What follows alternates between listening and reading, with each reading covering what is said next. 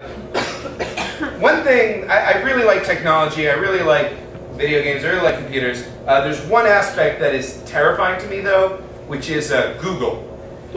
Google is this worldwide global superintelligence that knows everything about everyone, but still wants to be cute, which is terrifying. If you saw, like if Google was a person and came up to you to talk, he would just come up to you and be like, "Hey, it's me, it's Google, how's it going? Hey, you know, you wrote the words, I love you 8 times in outgoing emails last year, but you never sent any of them. What's up with that?"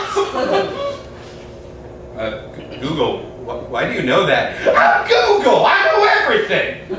Hey, here's a picture of your house. Oh my God, Google, how did you get a picture of my house? I drove to your house and took a picture of it. Is that weird? Google, you're a fucking website. That is the weirdest thing that has ever happened.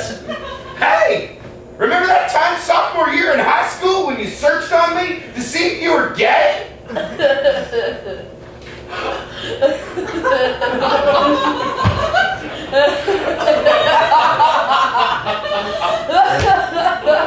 Yeah, Google, I remember that.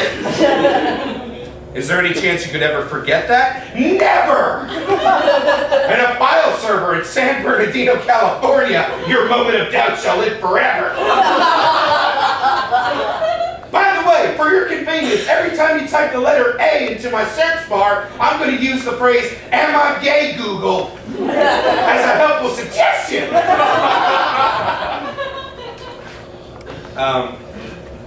There's some parts about DC that I don't quite miss. For a very long time, I had this joke where I make fun of bands like 3 Days Grace and Nickelback.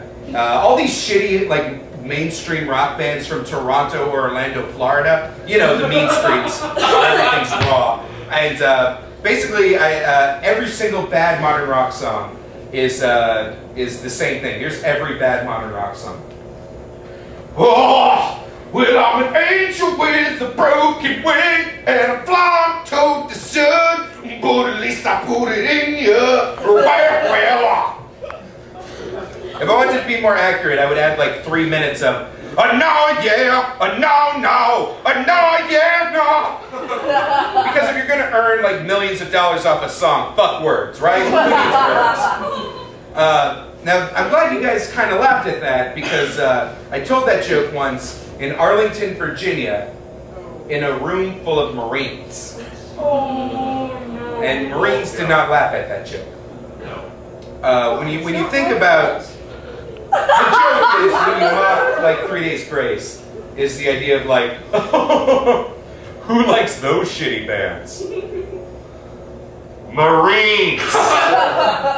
Marines like those bands. And chubby fuckwads shouldn't fuck with them. So I don't know if you knew this, Marines way better at kicking the shit out of than you are at being alive in general. And it was my fault, really. Like, I was kind of, I've lived like a pretty sheltered life, and I really didn't know that many people in the service. The only veteran I honestly knew growing up was my grandpa. And when you think of like the get pumped war music of World War II, it was way different. Like, it was not, "Let the body hit the bow." Like, World War II pump up music was just like, "Well, got the boys over there, with the boats."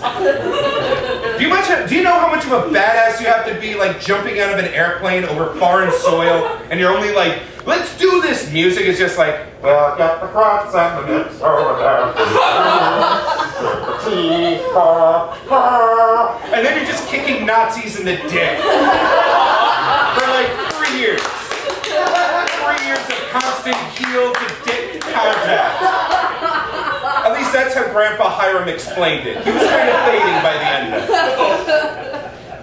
You guys, thank you so much for coming out. You're in for a real treat. Archibald, you ready? Indeed I am, Mr. J.